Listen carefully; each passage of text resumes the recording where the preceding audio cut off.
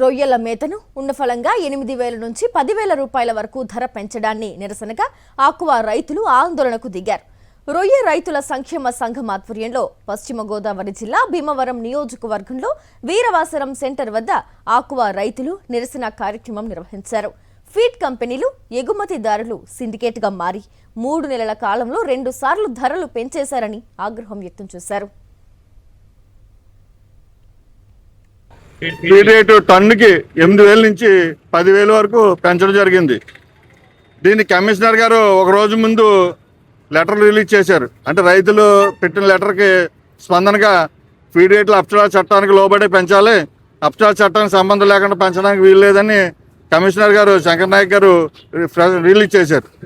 దాన్ని కూడా మాకు సంబంధం లేదు, అప్సరా చట్టం అనేది మాకు సంబంధం లేదు, మాకు వర్తించదన్న ధోరణిలో ఫీడ్ కంపెనీలు నిన్న దారుణంగా టన్నుకి 10,000 నుంచి 8,000, 10,000 పెంచి రైతుని కల్చర్ చెయ్యాలా మానాలన్న పరిస్థితికి తీసుకొచ్చారు.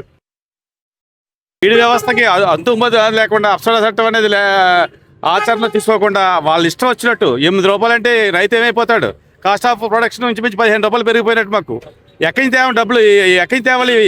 కష్టపడి రాత్రి పగలనగా చెరువుల దగ్గర పడుకుని మేము కష్టపడితే ఈ ఫీడ్ ప్లాంట్ వాళ్ళు, ప్రాసెసింగ్ ప్లాంట్ వాళ్ళు దోసుకుని తినేస్తే రైతులు ఎవడు ఉండడు.